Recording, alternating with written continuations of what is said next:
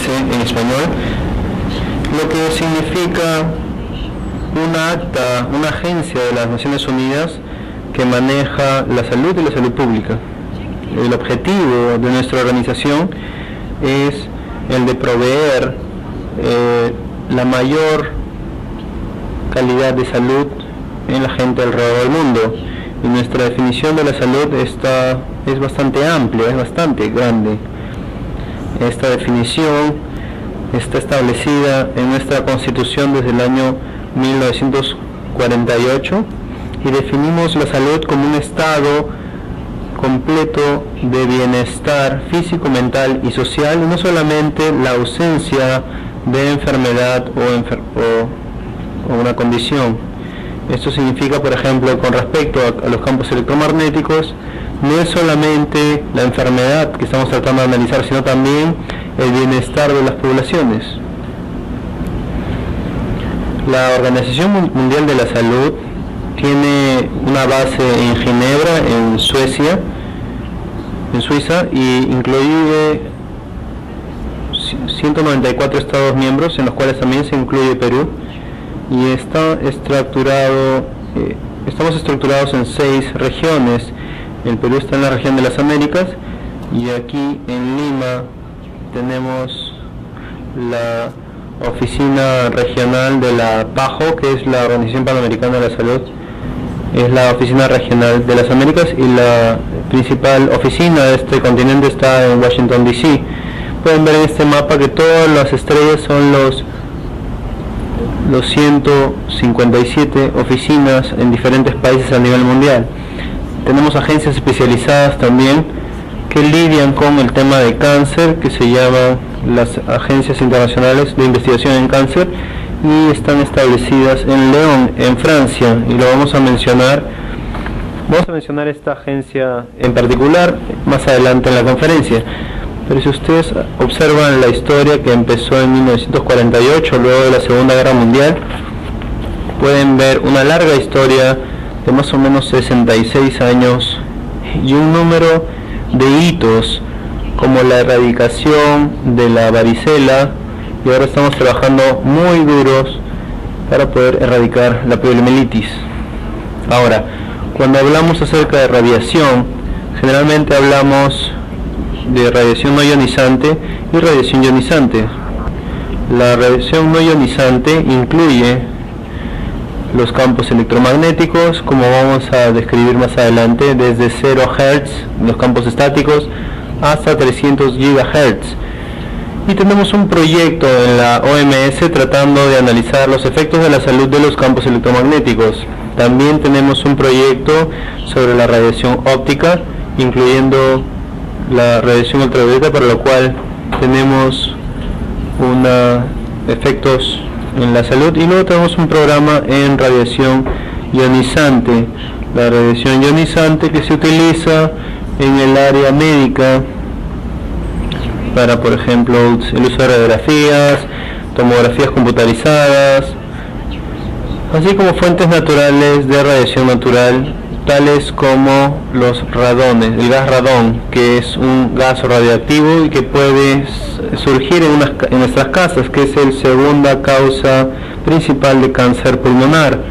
Y también manejamos accidentes, como el accidente que sucedió en Chernóbil, en Rusia o Bielorrusia, y accidentes como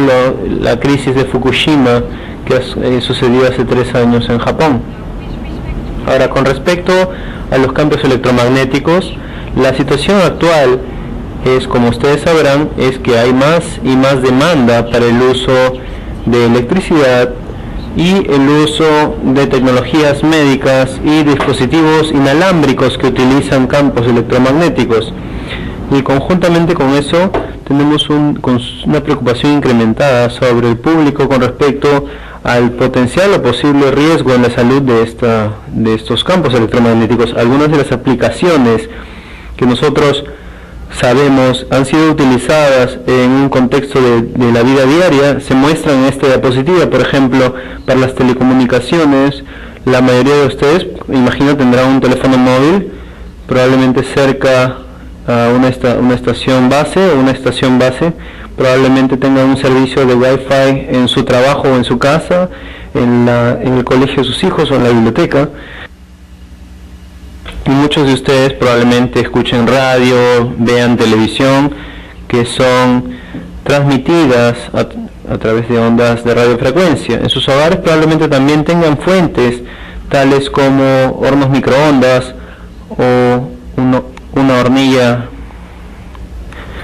o probablemente tengan esos radios para monitorizar a sus bebés que se quedan cerca al niño, y ustedes van a la cocina, pueden escuchar si el bebé está llorando o no. Nuevamente, cuando vamos a una tienda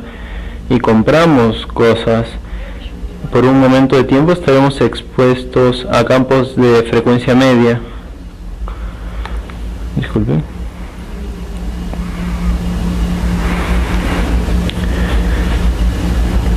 ¿Aquí tiene un puntero? No, disculpe. Entonces, en las tiendas también tendrán alguna fuente de campos electromagnéticos. Si es que vamos al aeropuerto, hoy en día hay más y más aeropuertos que tienen escáneres de seguridad,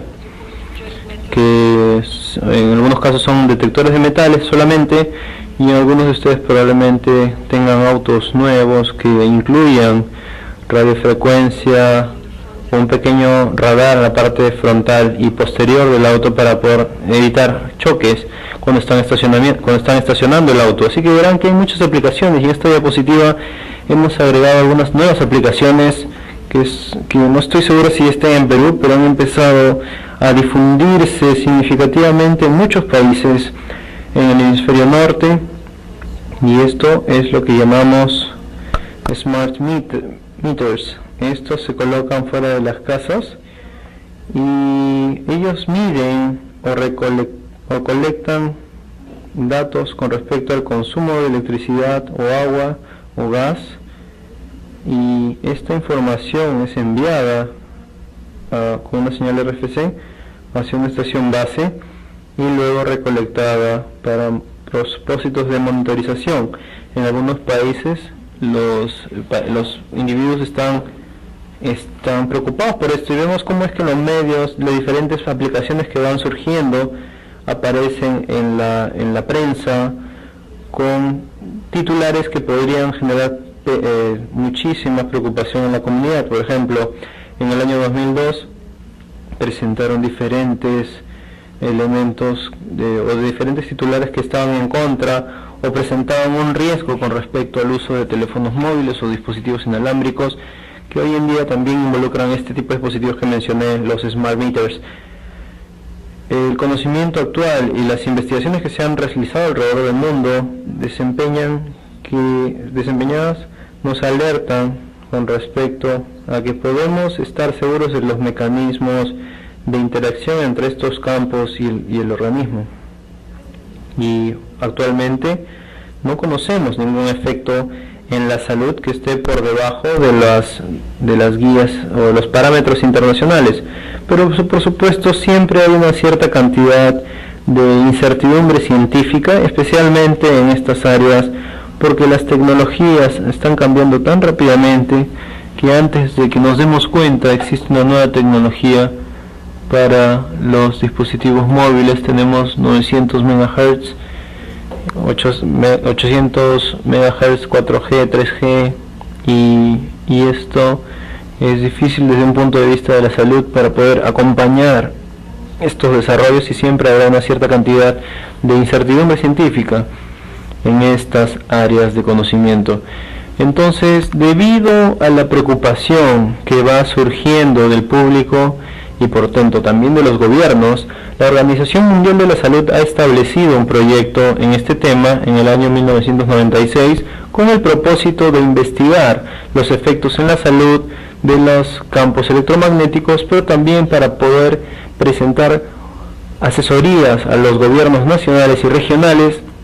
de cómo proteger a su población. Entonces, dentro del proyecto tenemos un comité de consultoría internacional que está integrado por diferentes organizaciones internacionales que trabajan en este tema también, por ejemplo, la Organización Internacional del Trabajo, la Organización Internacional de Telecomunicaciones, la Unión Europea, la Comisión Europea, la Organización Mundial de la Salud, y también tenemos otras ONGs en las cuales podrían escuchar. Una de ellas es la Comisión Internacional sobre Protección de Radiación No Ionizante, que se llama ICNIRP. Tenemos una presentación esta tarde por el ex jefe del ICNIRP. También trabajamos con instituciones académicas tales como en el Reino Unido, en Alemania, en Australia y en otras, que nos ayudan a desarrollar nuestro plan de trabajo. Y finalmente trabajamos directamente con autoridades nacionales, como autoridades de diferentes países, que son más o menos más de 60 que participan en nuestro proyecto actualmente, y estamos muy complacidos de que Perú haya sido uno de esos países involucrados a lo largo de la última década en este proyecto internacional sobre este tema. Entonces, lo que estamos haciendo ahora es tratar de responder la pregunta: ¿será que los campos electromagnéticos generan un riesgo para la salud? Y en ese tema lo que hacemos es realmente tratando de evaluar el riesgo, basándonos en la literatura, basándonos en las investigaciones que están siendo desarrolladas a lo largo del mundo. Nosotros no hacemos las investigaciones, nosotros hacemos una revisión de la literatura de otros organismos, y esta evidencia se utiliza para desarrollar políticas o recomendaciones para los gobiernos, pero comprendemos que los gobiernos están siempre interesados en el conocimiento científico, pero también deben responder a sus ciudadanos y a las preocupaciones de sus ciudadanos, así que también trabajamos con la percepción de riesgo sobre el tema y cómo se va desarrollando el número de diferentes actividades a lo largo o alrededor de estas áreas. Entonces, ¿cómo podemos evaluar los riesgos de la salud desde los campos de radiofrecuencia? ¿Qué es lo que debemos partir con lo que es lo que sabemos actualmente? Esta no es mi última presentación, pero voy a continuar con esto. Bueno, lo que sabemos hoy en día es que los campos electromagnéticos extremadamente bajos que generalmente utilizamos para la electricidad, como los 50 Hz que utilizamos para energizar nuestros dispositivos, que viene a través de líneas de corriente o de cables de alta tensión, es baja frecuencia. Debemos estar de acuerdo que otros ingenieros y reguladores a lo largo están bastante conscientes de que uno no debería confundir baja frecuencia y radiofrecuencia. Entonces los mecanismos de interacción son muy distintos. En un campo de frecuencia muy baja, lo que tenemos es corrientes inducidas en el cuerpo. Si es que la fuerza de esta corriente es bastante fuerte. Para las altas frecuencias, como la frecuencia de radio, lo que tenemos es calentamiento. Pero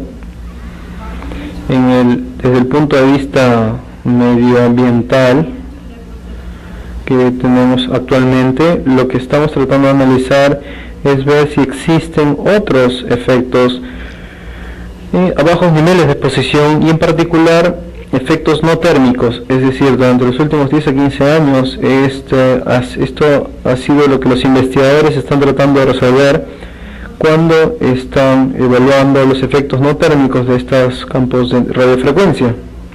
Ahora, el tipo de investigaciones que son necesarias para poder responder esas preguntas están aglutinados en algo que nos ha permitido desarrollar unas agendas de investigación para promover la investigación en temas específicos relacionados a los efectos de la salud, pero también en investigaciones de ciencias sociales, para no solamente entender el aspecto físico, sino también las implicancias sociales alrededor de estos temas. De tal manera que la investigación está basada principalmente en estudios que podrían ser realizados en el laboratorio, es decir, en el laboratorio tendríamos investigaciones en células o en animales, utilizando animales de laboratorio como roedores, o estudios en humanos. Y luego tendremos el segundo tipo de estudios, que son llamados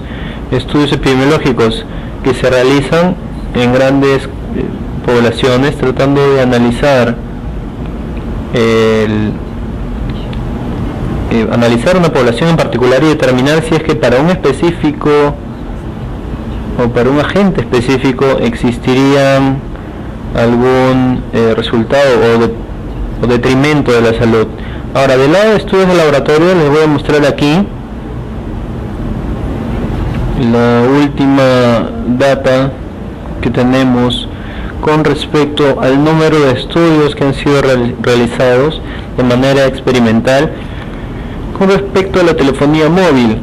Y pueden ver que tenemos aproximadamente 900 estudios realizados, por lo menos un cuarto de ellos han sido realizados en el cerebro, porque como podrían pensar, lógicamente,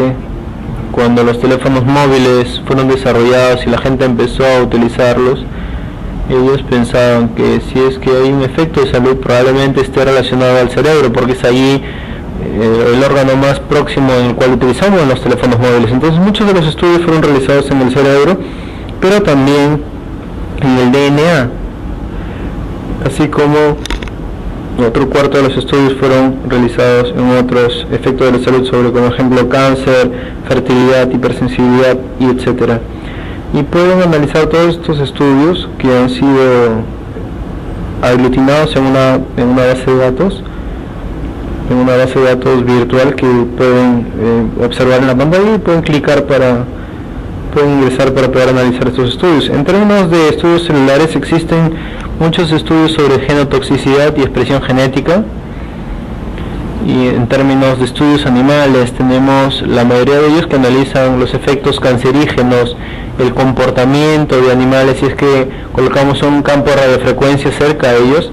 así como también en su piel. En sujetos humanos lo que principalmente analizamos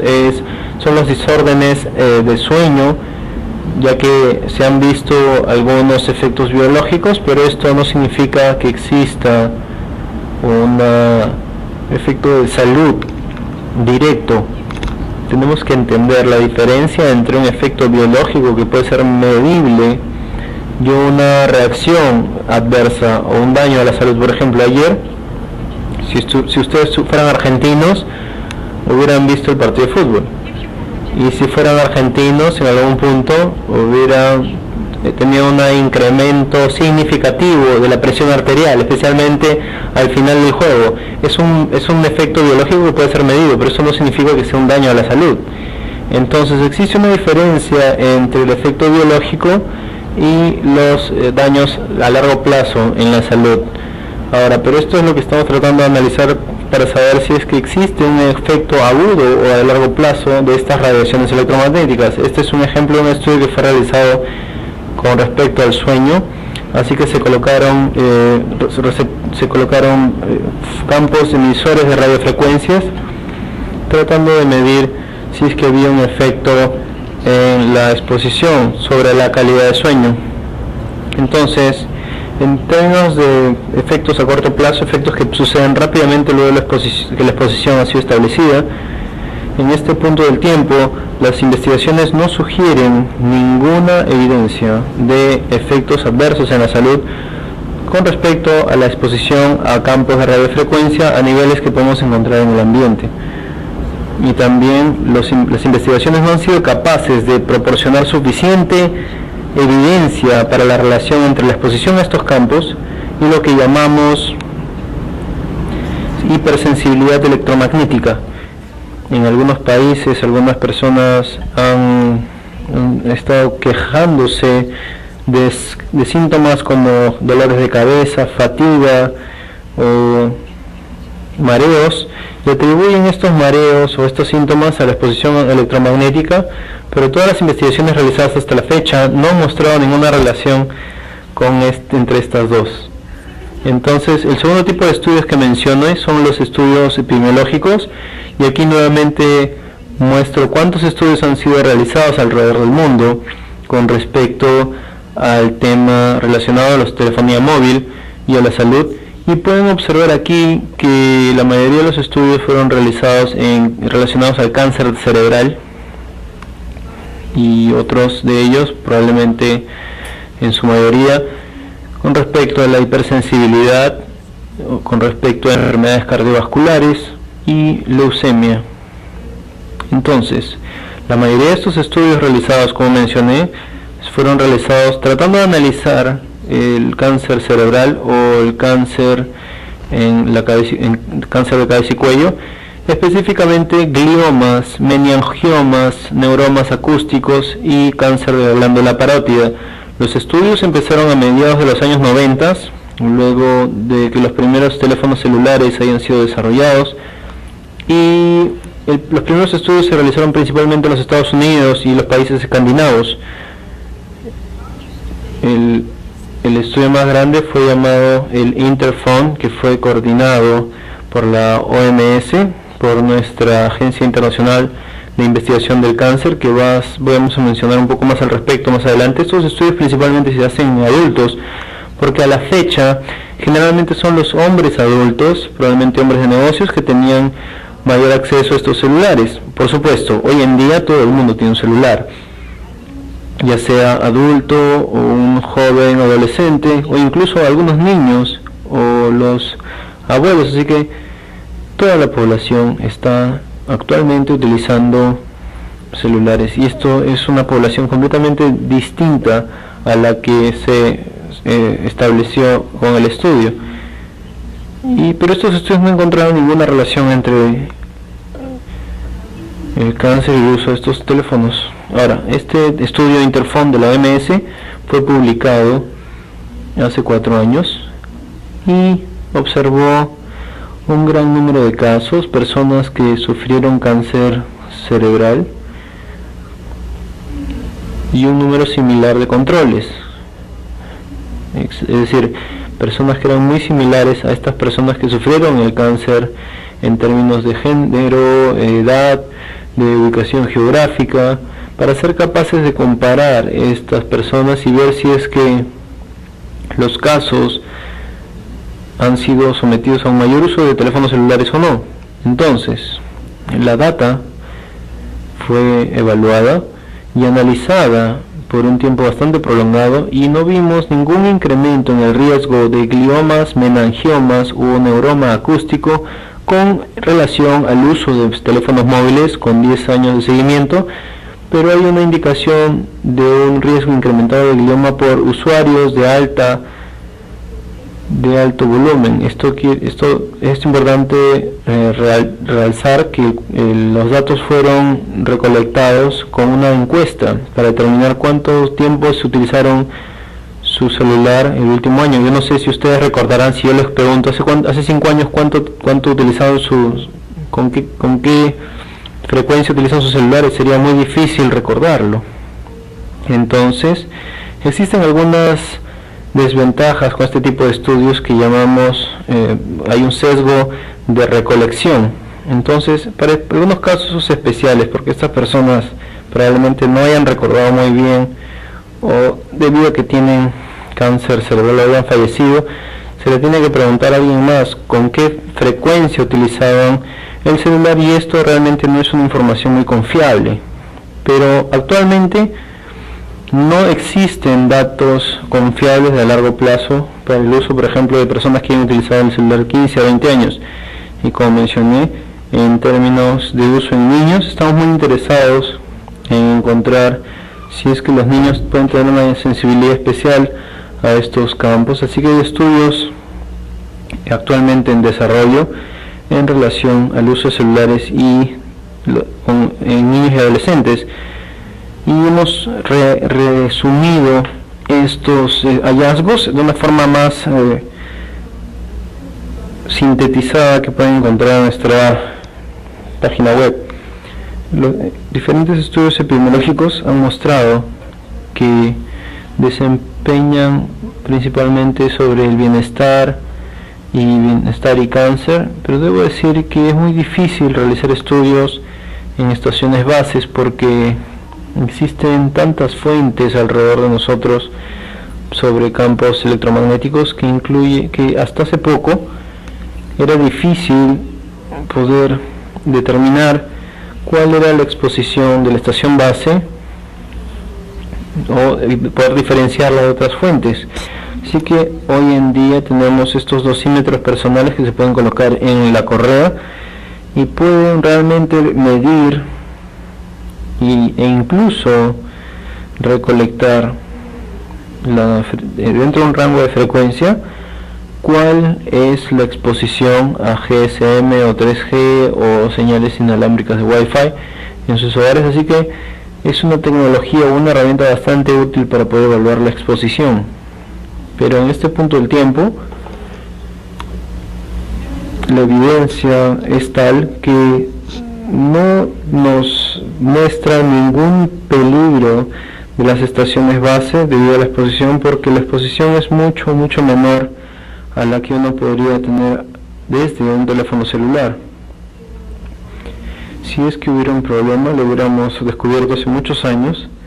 a través del uso de torres más poderosas que están transmitiendo campos electromagnéticos para televisión y radio, y si es que existiera un problema lo hubiéramos visto con los teléfonos móviles que están mucho más cerca a nuestro cuerpo, en estándares ocupacionales en los cuales las poblaciones están más expuestas a estos campos electromagnéticos. Pero por supuesto, si estamos muy cerca de una estación base de una antena, entonces deberíamos tener un cierto perímetro alrededor de la antena, y esto se establece por los operadores en sí mismos. Hay algunos países que no hacen esto, pero la mayoría de países son muy cuidadosos con este tipo de regulaciones. Ahora, ¿cómo evaluamos los riesgos a la salud? Les mencioné que hay un número de diferentes tipos de estudios que pueden realizarse con la finalidad de saber si es que la radiofrecuencia está generando un riesgo a la salud. Pero ¿cómo podemos evaluar estos cientos o miles de estudios? Existe un proceso formal para hacer esto. No vamos a ir en detalles al respecto, pero en la OMS tenemos la Agencia Internacional de Investigación en Cáncer. Solamente evaluando los estudios relacionados a cáncer, que podrían identificar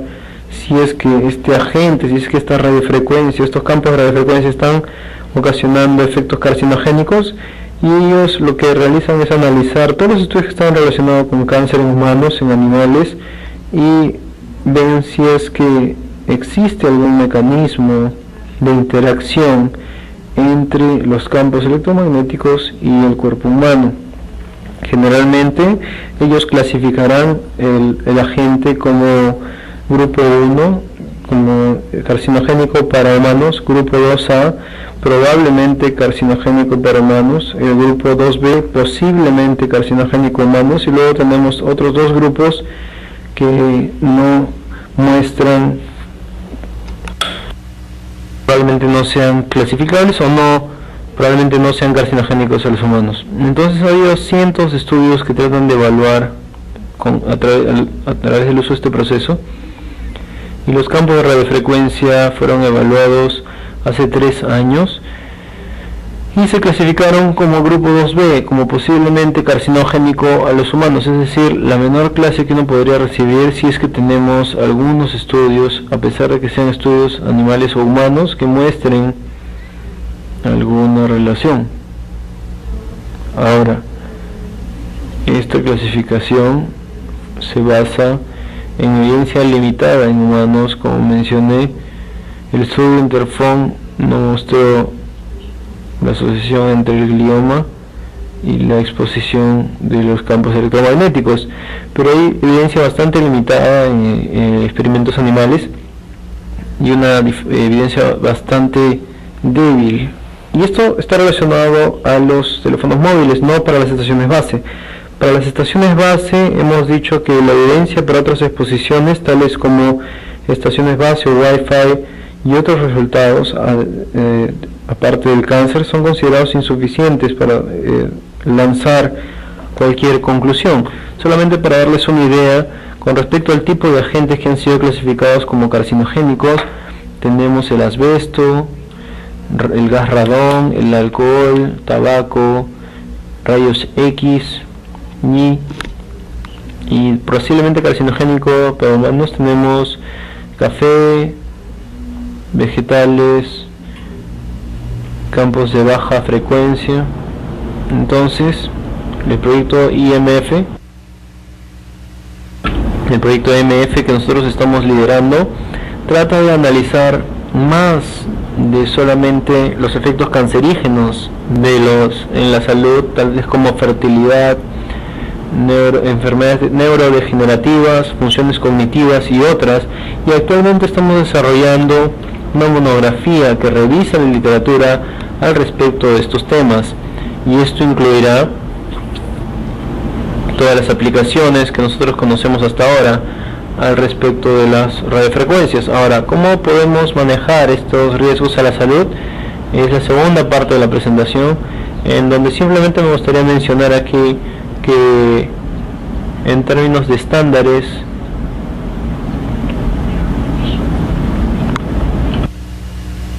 respecto a estos campos, es que tenemos estándares de emisión, y existen limitaciones para la emisión de un dispositivo, ya sea una antena o un horno microondas, pero también hay estándares de exposición desde una perspectiva de la salud. Es en esto en lo que estamos interesados, porque estas son especificaciones que limitan la exposición IMF a las personas de todo tipo de fuentes. Ahora, los diferentes entes internacionales han desarrollado estándares para emisión, para estándares de medición, así como para estándares de medición. Y actualmente estamos tratando de ver si es que podríamos desarrollar un estándar de las Naciones Unidas con las agencias relevantes en este tema. Ahora, las guías y los límites para la exposición que están siendo establecidos alrededor del mundo, el profesor Cruz mencionó esta mañana, generalmente son establecidas para el público y para los trabajadores. Tenemos diferentes medidas o diferentes límites para los trabajadores o para las poblaciones, que pueden ir de 0 y 300 GHz. Durante el paso de los años, la OMS ha desarrollado una serie de documentos de política que deberían ser de ayuda para los Estados miembros, y muchos de ellos han sido traducidos al español gracias al profesor Cruz aquí presente, y han permitido que muchos países de habla hispana puedan leer nuestro material. Algunos países utilizan esto en su legislación, incluyendo como el último ejemplo en Nigeria, donde han utilizado nuestro modelo en su legislación como una regulación. Ahora, en términos de la gestión nacional, a nivel país se puede tener un número de diferentes ministerios que estén involucrados en el tema de los campos electromagnéticos. En algunos países el Ministerio de Salud el que regula este tema, porque debido a las aplicaciones médicas como las resonancias magnéticas, en algunos países, por ejemplo, es el Ministerio de Trabajo el que tiene regulaciones específicas, o el Ministerio de Ambiente o Telecomunicaciones o Transporte, y a menos de que estén sentados a la misma mesa y lo desarrollen conjuntamente, esta legislación a veces es un poco confusa para las autoridades nacionales. Y un buen ejemplo que fue realizado hace unos años fue el caso de Brasil, en donde se recolectaron todas las administraciones relevantes, y en el rango de 4 años desarrollaron su legislación en ese tema. Ahora, en algunos países que tienen un sistema con estados y provincias, probablemente existan algunas provincias que tengan el rol de reguladores para este tema,